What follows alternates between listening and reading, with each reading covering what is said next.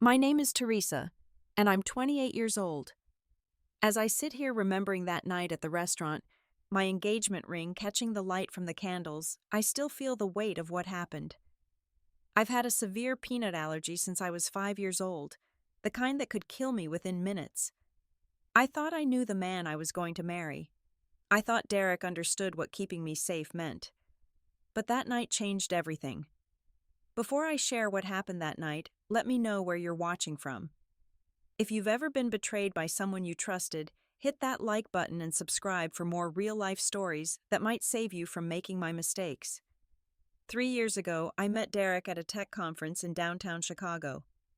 I was there representing my marketing firm, and he was presenting his new startup idea to potential investors. He had this confidence that filled the room, wearing his tailored suit like armor, speaking with the kind of charisma that made everyone lean in closer. During the coffee break, he approached me near the vendor booths, commenting on my presentation about digital marketing strategies. His smile was perfect, his handshake firm, and his interest in my work seemed genuine. Our first date happened a week later at a rooftop bar overlooking the Chicago River. Derek picked me up in his BMW, opening doors and pulling out chairs like men from old movies. He ordered expensive wine without looking at the price, told stories about his travels through Europe, and listened intently when I talked about my career goals. When the waiter brought out the appetizer platter, I had to explain my peanut allergy for the first time. I told him how I'd nearly died when I was 5, how I carried 2 EpiPens everywhere, how even trace amounts could send me into anaphylactic shock. Derek's reaction seemed perfect at the time. He immediately flagged down the waiter, double-checked every ingredient, and moved the sauce that might have contained peanut oil to his side of the table. But looking back now, I remember the slight eye roll, the tiny sigh, the way he said it must be so hard living with such restrictions. I thought he was being sympathetic. I didn't recognize the first sign of his real feelings. We became exclusive after 2 months. Derek would surprise me at work with lunch from safe restaurants he'd researched. He'd call ahead when making reservations, ensuring kitchens knew about my allergy. He introduced me to his parents at their Gold Coast mansion, where his mother Patricia served an entirely nut-free dinner that she'd prepared specially for me. Though I noticed her commenting to Derek's sister about how exhausting it must be to accommodate such sensitivities. After a year of dating, Derek suggested we move in together. He owned a beautiful condo in Lincoln Park, with floor-to-ceiling windows and a view of the lake. Moving in felt natural, like puzzle pieces fitting together. I'd cook dinner while he worked late on his startup. We'd spend Sundays at farmers markets and antiquing in suburban towns.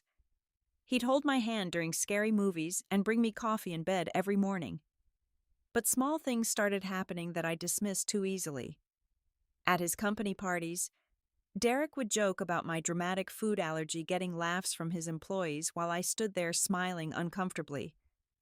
When we'd go to restaurants with his business partners, he'd apologize for my careful questioning of waiters, saying I was just being extra cautious. His friends would tease him about dating someone so high maintenance, and he'd laugh along, squeezing my hand under the table like we were sharing a secret. 6 months ago, Derek proposed at Navy Pier during the 4th of July fireworks. He got down on one knee right as the grand finale started, pulling out a ring box that held what looked like a 3-carat diamond. Everyone around us applauded when I said, "Yes, strangers," taking photos of us, kissing with sparklers, reflecting off Lake Michigan behind us. My parents flew in from Phoenix the next week to celebrate. My best friend Emma screamed when I FaceTimed her from the pier. Wedding planning consumed our lives immediately. Derek insisted on the most expensive venues, the most exclusive caterers, the most sought-after photographers. When I suggested smaller, more intimate options, he'd remind me that this wedding was also about his business image. His investors would be there. His potential partners would judge us based on the champagne we served. I found myself agreeing to things I didn't want, convincing myself that compromise was part of marriage. His mother Patricia became increasingly involved, suggesting I needed to be less paranoid about my allergy for the sake of the guests. She recommended I just avoid obvious nuts and stop making such a fuss. Derek would nod along during these conversations, later telling me privately, that his mother meant well, that I shouldn't take it personally. But he never defended me. He never told her to stop. The incidents became more frequent. Derek would forget to mention my allergy when ordering takeout. He'd bring home desserts from bakeries without checking ingredients, getting frustrated when I couldn't eat them. Once he accidentally used peanut oil while cooking and only remembered after I'd started eating. Nothing happened, thankfully, but his response chilled me. He said maybe my allergy wasn't as severe as I thought. Maybe I'd been oversensitive all these years. Emma tried to warn me. Over wine at her apartment, she'd point out the red flags I was colorblind to. The way Derek dismissed my concerns. How he made me feel guilty for having a medical condition. The jokes that weren't really jokes. But I was deep in wedding planning, deep in love, deep in denial. I told Emma she didn't understand Derek like I did. He was stressed from work. His startup was at a crucial point. Things would get better after the wedding. The anniversary dinner was Derek's idea. 1 year since our engagement, he said we should celebrate at Le Bernardin, the French restaurant that had just opened in the West Loop. It was impossible to get reservations, but Derek knew someone who knew someone. He'd been talking about it for weeks, building it up as this special night for just the two of us before the wedding craziness intensified. That evening, Derek picked me up from work in his Tesla, the one he'd just bought despite my concerns about the expense. He seemed energized, almost buzzing with an excitement I attributed to our anniversary. He'd been secretive all week, hinting at surprises, telling me this dinner would be unforgettable. I wore the black dress he'd bought me for my birthday, the one that made me feel sophisticated and beautiful. My engagement ring caught every light we passed, throwing tiny rainbows across the dashboard. The restaurant was everything Derek had promised. Crystal chandeliers cast warm light over cream-colored tablecloths. The soft sound of a piano drifted from the bar area. The host knew Derek by name, leading us to what he called the best table in the house. It was in the main dining room, visible to everyone, exactly how Derek liked it. We were seated next to a distinguished older gentleman who was dining alone, reading what looked like a medical journal while sipping red wine.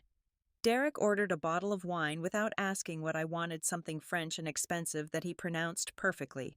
The waiter, a young man named Christopher, went through the specials with practiced elegance. When it came time to order, I began my usual routine, explaining my severe peanut allergy, asking about oil used in cooking, inquiring about cross-contamination procedures in the kitchen. Christopher was professional and patient, assuring me they took allergies very seriously, offering to have the chef prepare my meal separately. I could feel Derek's embarrassment radiating across the table. His fingers drummed against the white tablecloth. His jaw clenched and unclenched. When Christopher left, Derek leaned forward and whispered that I didn't need to make such a production every single time. The gentleman at the next table glanced up from his journal briefly, then returned to his reading. I apologized to Derek, though I wasn't sure what I was apologizing for. The appetizers arrived beautifully plated. Derek had ordered oysters. I had a simple salad with olive oil and lemon ingredients I knew were safe. Derek made a comment about how boring my food choices always were, how I never lived a little. He said it with a smile, but his words stung. I tried to change the subject, asking about his meeting with investors that morning. He gave vague answers, more interested in his phone than our conversation. Then 3 men in expensive suits walked in. Derek's entire demeanor changed. He stood up, waving them over enthusiastically. These were his business partners from the startup. He explained what a coincidence running into them here. But the way they all smiled told me this was no coincidence. Derek had planned this. Our romantic anniversary dinner was actually a business meeting. The men pulled up chairs, ordered drinks, and immediately started talking about quarterly projections and market expansion. I sat there like a decoration while they discussed things I wasn't meant to understand.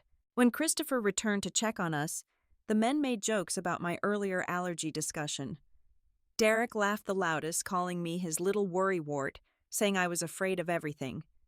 The gentleman at the next table looked up again, his expression unreadable.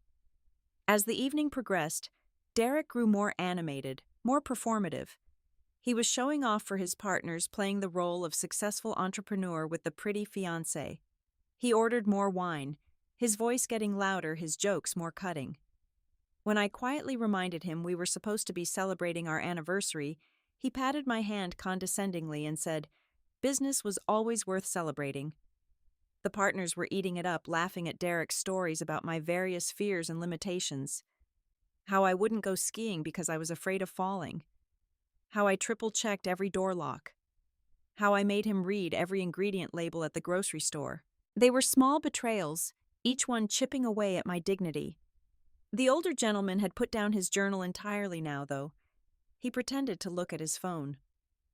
One of the partners, a man named Richard with silver temples and predatory eyes, asked about our wedding plans. Derek launched into a speech about the expense, joking that at least my food restrictions would limit the catering costs. Everyone laughed except me and the gentleman at the next table.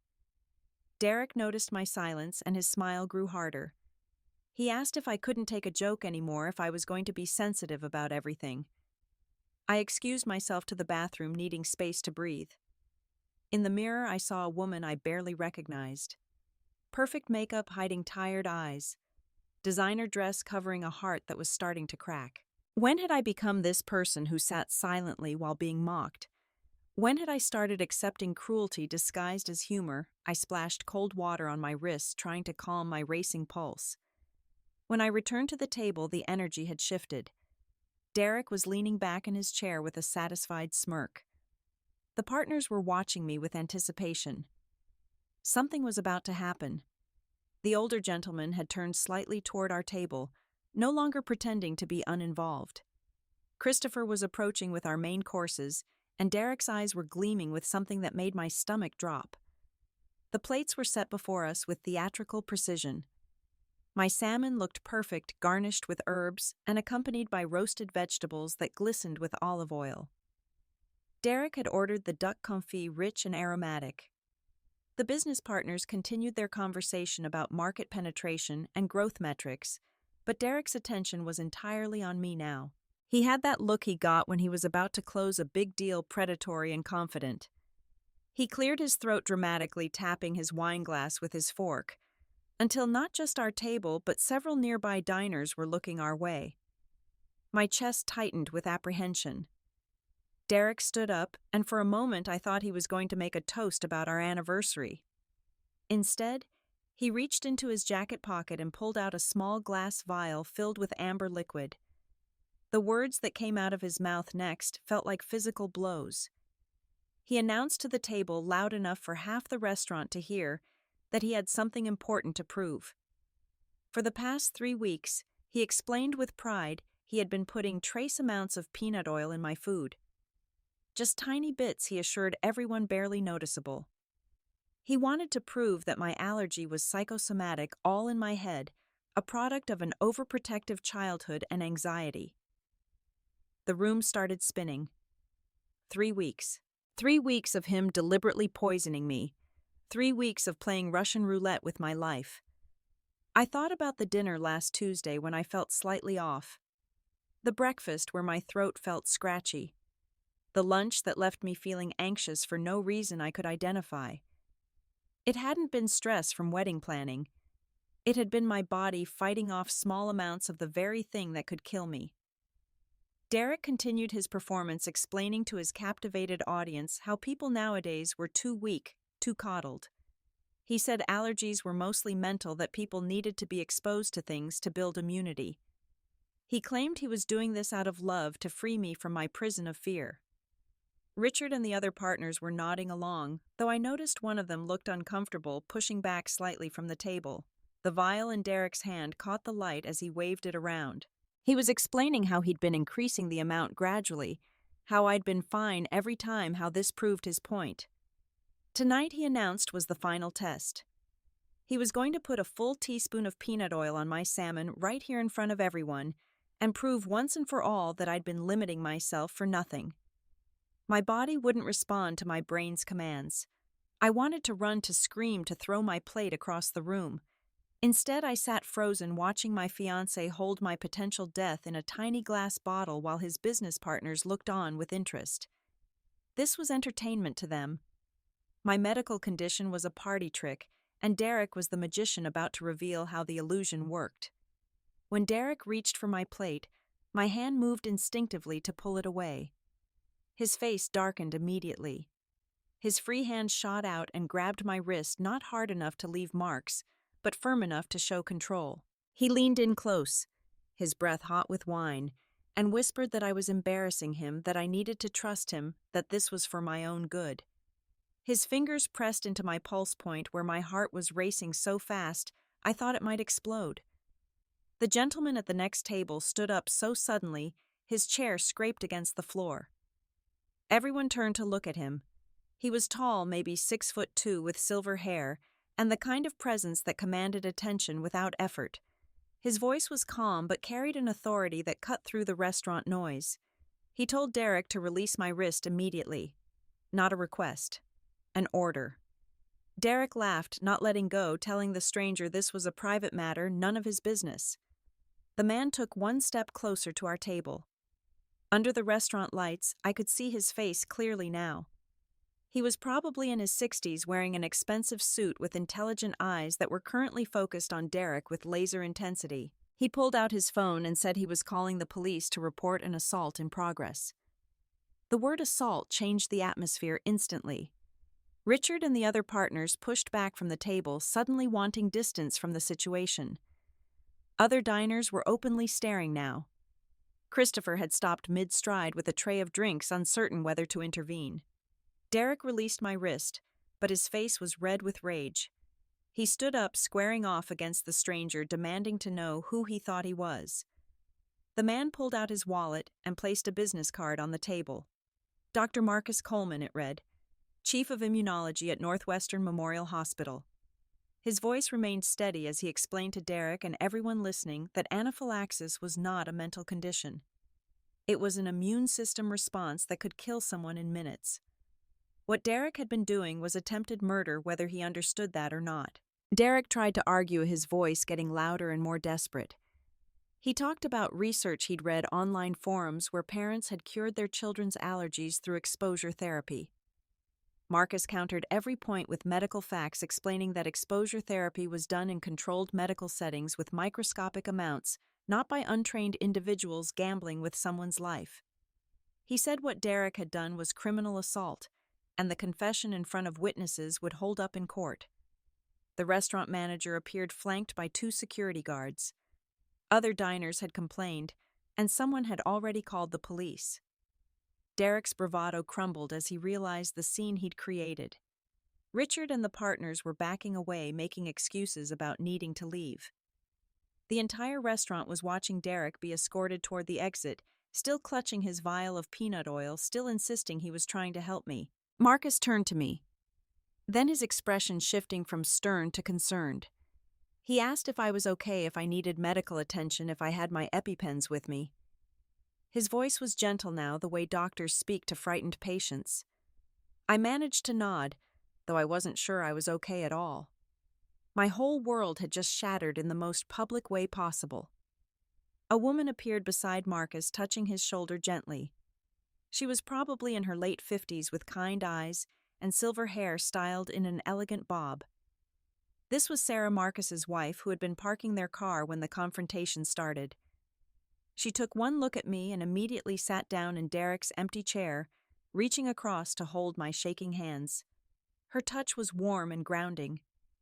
Marcus handled everything with the manager while Sarah sat with me. She asked if I had someone to call, somewhere safe to go. Her voice was soothing practice, like she'd comforted many people in crisis before. When I mentioned I should probably call Derek to sort this out, she squeezed my hands gently and said that Derek had shown me who he really was, and I needed to believe him.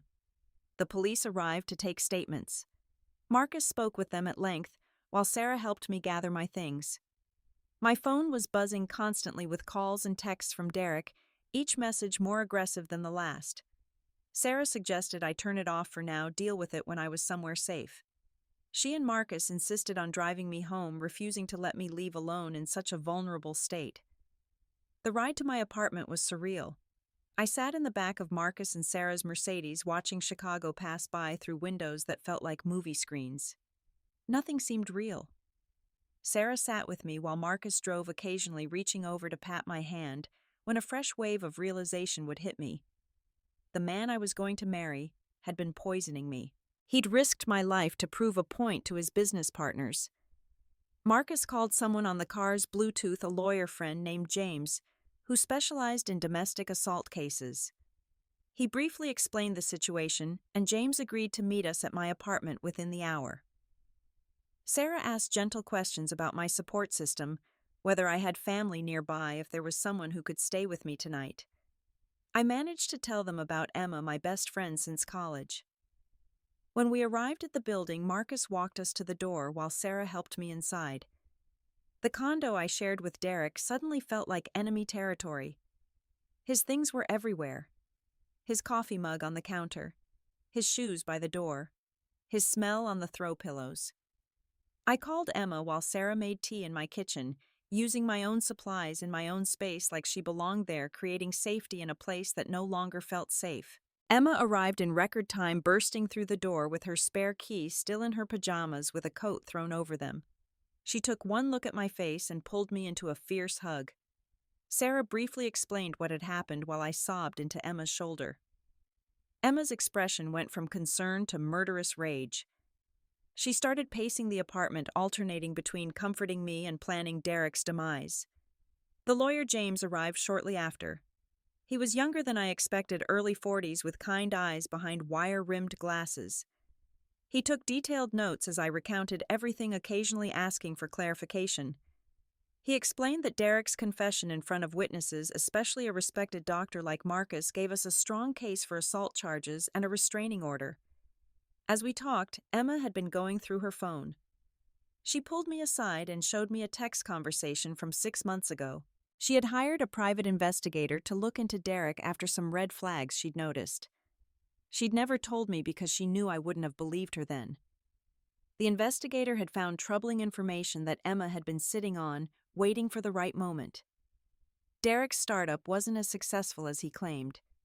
He was in significant debt, borrowing from increasingly dangerous sources. The investigator had also found a previous girlfriend, Jennifer, who lived in Boston now. Jennifer had a restraining order against Derek from 2 years ago. The details were sealed, but the investigator had managed to contact her. She was willing to talk to me if I wanted to hear her story. Sarah, who had been quiet during these revelations, finally spoke up. She was a retired therapist. She explained specialized in trauma and domestic abuse. What Derek had done, the poisoning and public humiliation, was part of a larger pattern of coercive control. The fact that he'd escalated to potentially lethal behavior meant I was in real danger.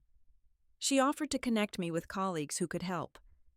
My phone, which I'd turned back on, was flooded with messages. Derek had gone from angry to pleading to threatening and back to pleading.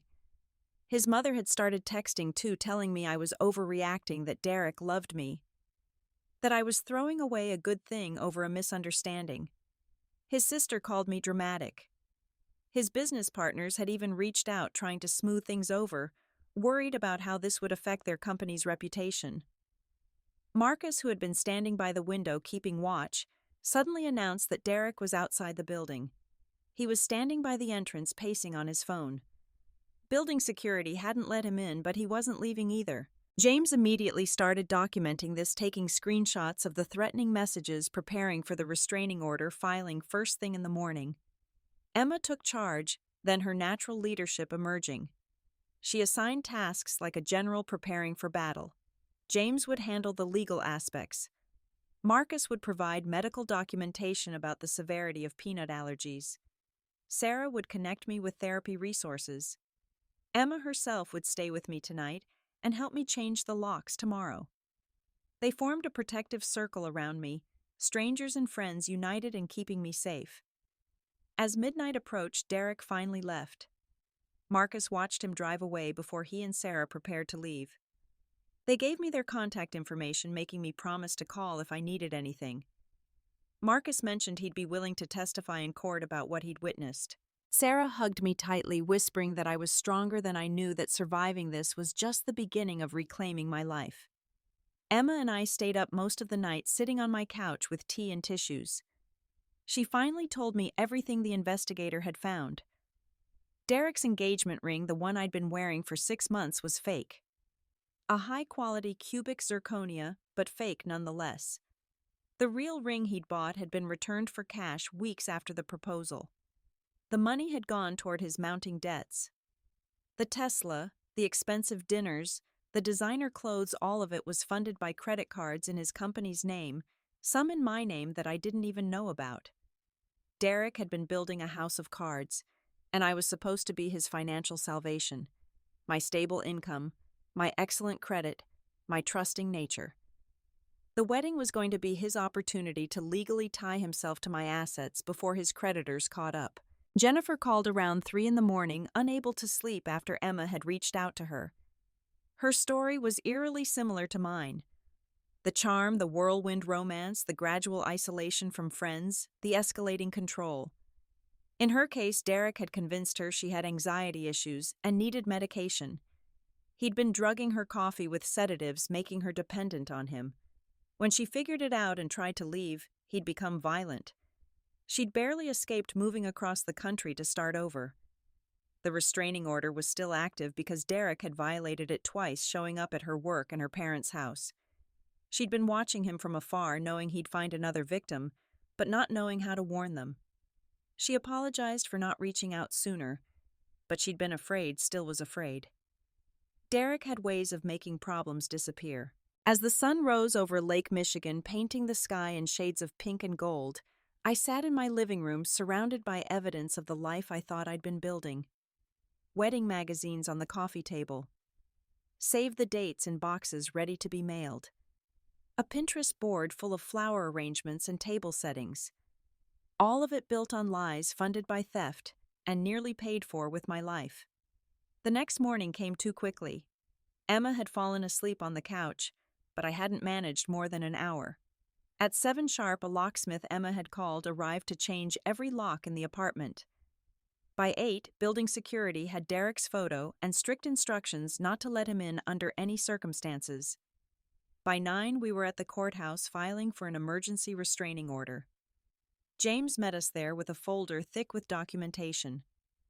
The restaurant had provided security footage of the incident. Marcus had written a detailed medical statement about the dangers of anaphylaxis and the criminal nature of Derek's actions. 3 witnesses from neighboring tables had given statements. The legal case was solid, James assured me. Derek wouldn't be able to talk his way out of this one. But Derek tried anyway.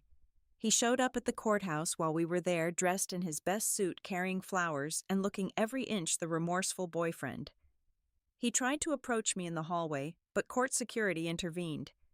He called out that it had all been a misunderstanding, that he loved me, that we could work this out. Emma stood between us like a human shield, while James handled the legal procedures. The judge granted the emergency restraining order immediately. Derek was ordered to stay at least 500 feet away from me, my home, and my workplace. He was also ordered to surrender any keys to my apartment and remove his belongings within 48 hours under police supervision. The look on Derek's face when the order was read was one of genuine shock. He'd really believed he could charm his way out of this. Back at the apartment, Emma and I began the process of separating our lives. Going through Derek's things was like an archaeological dig of deception. We found bills I'd never seen, credit cards I didn't know existed, loan documents with forged signatures. His laptop, which he'd conveniently forgotten, contained emails with other women dating app profiles active throughout our engagement, and a spreadsheet calculating my net worth. The famous Rolex he always wore was fake. The autographed sports memorabilia he claimed was from his father was purchased on eBay last year. Even his diplomas were questionable. Everything about Derek was performance smoke and mirrors, designed to attract investors and victims in equal measure. I'd fallen for all of it, been ready to marry. It had trusted it with my life. His mother called repeatedly until I blocked her number, but not before leaving a voicemail that revealed more than she intended. She ranted about how I was ruining Derek's chances with investors, how the restaurant incident had gone viral in their social circles, how his partners were pulling out of the company. She blamed me for not being supportive enough, for not understanding that successful men sometimes had to take risks. The wedding vendors were surprisingly understanding when I called to cancel. Several mentioned they'd had bad feelings about Derek, that he'd been difficult to work with, demanding discounts and making inappropriate comments about female staff. The venue manager even refunded my entire deposit, saying she'd rather lose money than see another woman trapped in a bad marriage. My workplace was equally supportive. My boss, Catherine, called me into her office for a private conversation. She'd heard about the incident through professional networks. Derek had apparently been showing up at our building trying to convince my colleagues that I was having a mental breakdown. Security had been alerted, and HR was prepared to take legal action if he continued. Catherine offered me flexible work from home options until things settled down. 3 days after the restaurant incident, Derek's business officially collapsed. The story had spread through Chicago's startup community like wildfire. No one wanted to be associated with someone who'd publicly admitted to poisoning his fiancé. His investors pulled out his partner's file to dissolve the company, and several clients demanded refunds. The house of cards didn't just fall, it incinerated. A week later, I met with Jennifer over video call. Seeing her face, hearing her full story was both heartbreaking and healing. She showed me photos from when she'd dated Derek. The same poses, the same restaurants, even some of the same gifts. We compared notes and found the patterns. The isolation tactics, the financial manipulation, the medical gaslighting. Derek had a playbook, and we'd both been cast in the same role. Jennifer introduced me to an online support group for survivors of similar abuse, women from across the country with stories that echoed ours. Partners who'd tampered with medications, hidden EpiPens, triggered allergic reactions to prove points. It was more common than I'd ever imagined, this weaponization of medical conditions by controlling partners. The group became a lifeline, proof that I wasn't alone or crazy. Marcus and Sarah invited me to dinner at their home 2 weeks after the incident. Their house in Evanston was warm and welcoming, filled with photos of their children and grandchildren. Over homemade lasagna, Marcus told me about his daughter Lisa. She'd died at 14 from an allergic reaction at a school party. Someone had thought it would be funny to hide peanuts in her dessert to prove her allergy was just attention-seeking. Sarah held Marcus's hand as he spoke about Lisa, about the helplessness of watching your child die from something preventable. They'd started a foundation in Lisa's name advocating for allergy awareness and stricter penalties for people who deliberately triggered allergic reactions. They wanted to know if I'd consider sharing my story at their next fundraising event. The legal proceedings moved forward steadily. Derek was formally charged with assault and attempted poisoning. His lawyer tried to argue it down to reckless endangerment, but the prosecutor held firm. The case was strengthened when Jennifer agreed to testify about Derek's pattern of behavior. 2 other ex-girlfriends came forward with similar stories, though none as extreme as ours. Derek's family tried everything to make the charges go away. They offered money, threatened lawsuits, hired a PR firm to spin the story. But the internet had already made its judgment. The security footage from the restaurant had somehow leaked, showing Derek grabbing my wrist, showing Marcus standing up to defend me. Derek became the face of toxic masculinity, his photo attached to articles about coercive control and medical abuse. 3 months after that night at Le Bernardin, I was starting to recognize myself again.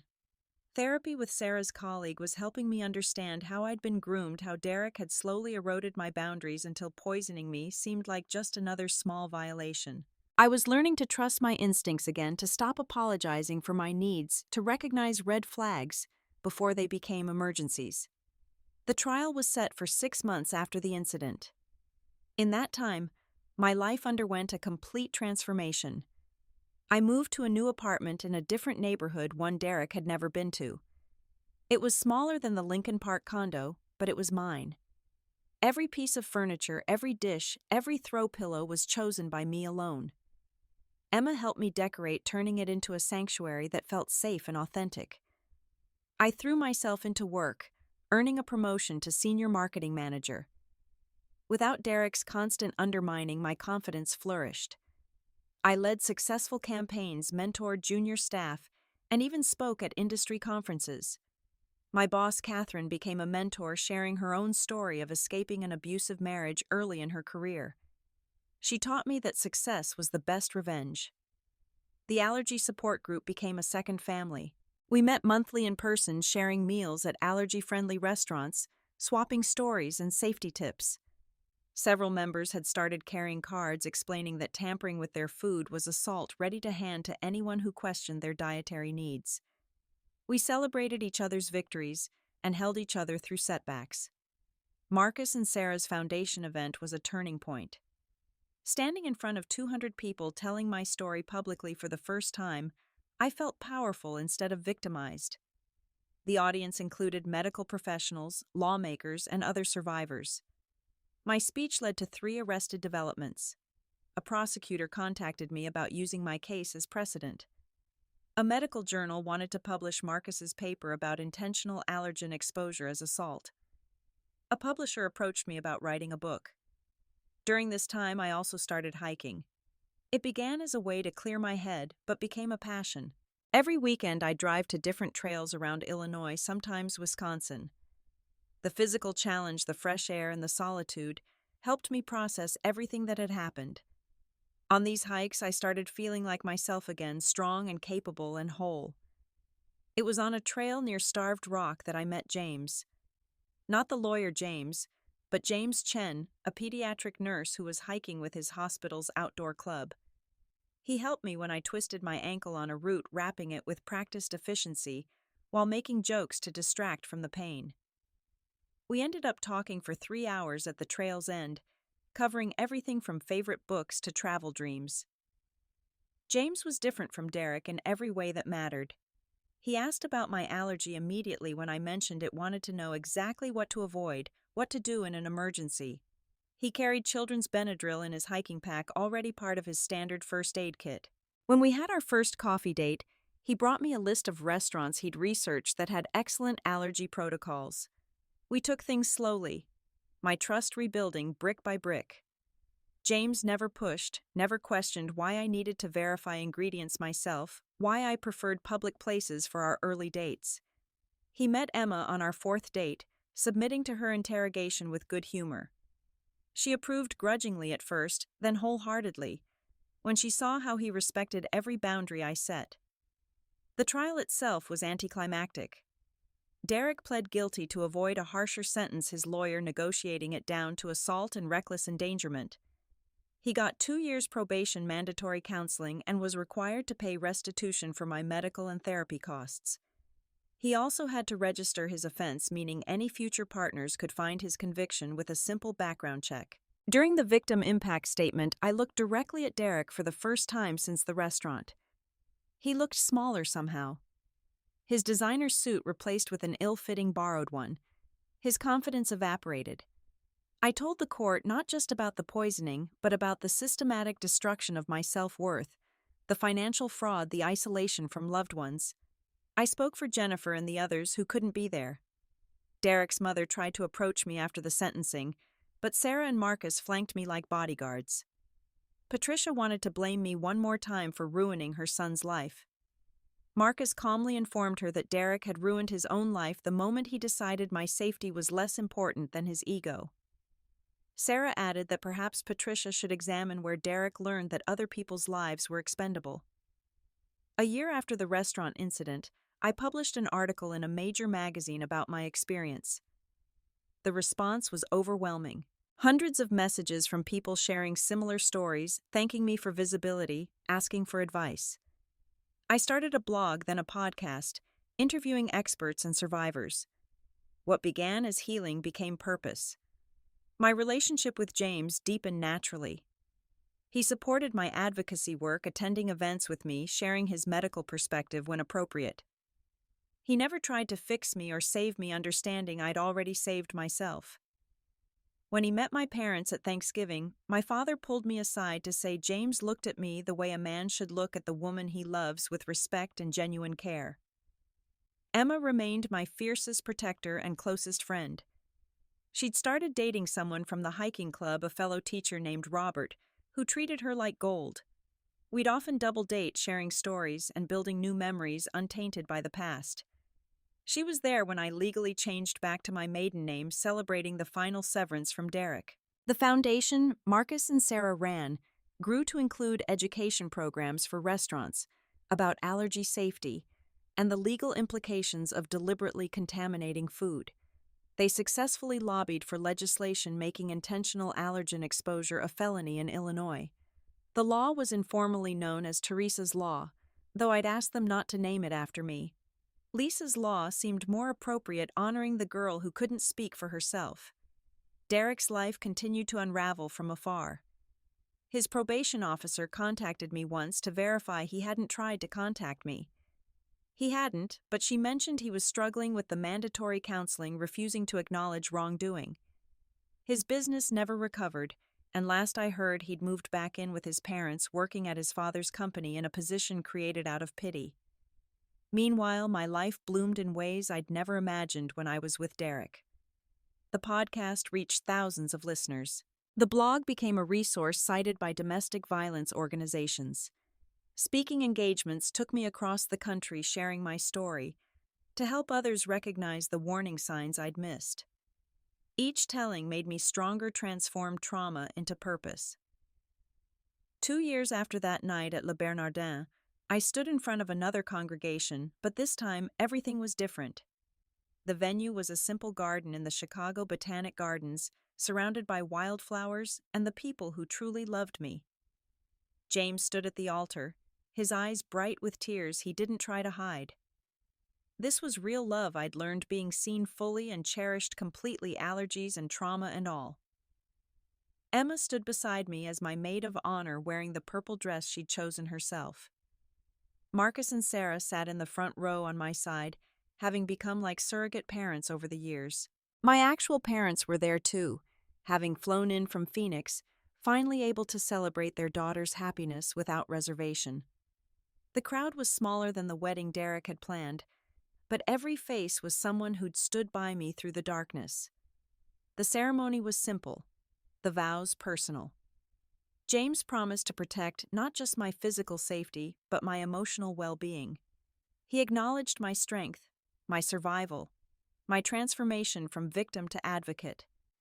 When he said he chose me not despite my past, but because of how I'd risen from it, there wasn't a dry eye in the garden. Even Emma, who claimed she never cried, was dabbing at her mascara. My vows to James included a promise to keep choosing trust even when fear felt safer. I thanked him for showing me that real love meant someone who'd check every label without being asked, who'd carry EpiPens in every jacket, who saw my allergy not as an inconvenience, but as part of the person he loved. Love was not testing someone's limits, but protecting their boundaries. The reception was at an allergen-free restaurant owned by a chef whose daughter had multiple food allergies. Every dish was not just safe but delicious, proving that accommodation didn't mean sacrifice. Derek would have hated it, would have complained about the limitations. James called it perfect because everyone could eat without fear, especially me. During the toasts, Marcus stood and spoke about the night he'd first met me. He described watching a young woman frozen in fear while someone who claimed to love her endangered her life. But more importantly, he spoke about watching that same woman rebuild herself, become a voice for others, transform pain into power. He raised his glass to second chances and the courage to take them. Sarah followed with her own toast, speaking as both a therapist and friend. She talked about the therapy sessions, the hard work of reclaiming my narrative, the strength it took to trust again. She said watching me with James reminded her that healing wasn't about forgetting trauma, but about not letting it define your future. The wedding guests wiped tears as she spoke about resilience and redemption. Emma's toast was lighter but no less meaningful. She told the story of hiring the private investigator, of sitting on that information, of the night she'd rushed over in her pajamas. She thanked James for restoring her faith that good men existed, for loving her best friend the way she deserved to be loved. She also warned him, with characteristic Emma humor, that she still had the investigator's number if needed. My father spoke last, his voice thick with emotion. He apologized for not seeing the signs with Derek, for being charmed by the success and surface shine. He thanked Marcus for being there when he couldn't be, for standing up for his daughter, when she couldn't stand up for herself. To James, he simply said thank you for showing his daughter that love should be a sanctuary, not a battlefield. The dance floor was pure joy. No performances for investors, no networking, just celebration. James and I had taken dance lessons not to impress anyone, but because we wanted to share that moment together. When we danced to our song, I felt safe in a way I'd never felt with Derek. James held me like I was precious, but not fragile, valued, but not possessed. The podcast had evolved into a nonprofit organization by then, providing resources for people experiencing medical abuse in relationships. Several board members attended the wedding, women who'd become warriors alongside me. We'd created something Derek never could have imagined when he pulled out that vial of peanut oil, a network of survivors who refused to be silenced. Jennifer flew in from Boston for the wedding. Seeing her in person for the first time was emotional for both of us. She brought her own partner, a woman named Monica, who held her hand protectively. Jennifer had found love, too, proof that Derek hadn't broken us permanently. During the reception, she pulled me aside to say she'd finally stopped checking over her shoulder, finally stopped fearing Derek's shadow. Seeing him reduced to nothing had freed her. As the reception wound down, I found myself standing with James on a bridge over a koi pond, watching the sunset paint the gardens gold. He asked if I ever thought about how different life would be if that night at the restaurant hadn't happened. I told him the truth. Without that night, I might have married Derek, might have died from his escalating abuse, would certainly have lost myself completely. That terrible night had been a gift wrapped in trauma. It revealed Derek's true nature before legal bonds trapped me. It brought Marcus and Sarah into my life. Strengthened my friendship with Emma, led me to advocacy work that gave me purpose. And in the strangest way, it led me to James, who I might never have met if I hadn't taken up hiking to heal. Marcus had been right to intervene that night. Not just because he saved my physical life, though he absolutely did that, but because his standing up when everyone else sat silent showed me that strangers could be angels, that help existed even in our darkest moments. His courage gave me courage. His refusal to be a bystander taught me to speak up for others too. The nonprofit had recently helped a young woman whose boyfriend had been hiding gluten in her food to prove her celiac disease was fake. Another whose husband threw away her insulin to prove her diabetes was psychological. These stories weren't rare. They were hidden, dismissed, minimized by society that still didn't understand that medical abuse was real abuse. But we were changing that one story at a time. As guests began leaving, each one stopped to hug me to share how my story had impacted them. A cousin confided she'd left a controlling relationship after hearing my podcast. A colleague said she'd started taking her daughter's allergies more seriously. James's sister, a teacher, had implemented new allergy protocols in her classroom. The ripples spread wider than I'd ever imagined. The last to leave were Marcus and Sarah. They'd become grandparent figures to the children James and I hoped to have someday. Marcus pulled me aside for one final moment, his eyes misty. He told me Lisa would have been proud, would have loved seeing her story help save others.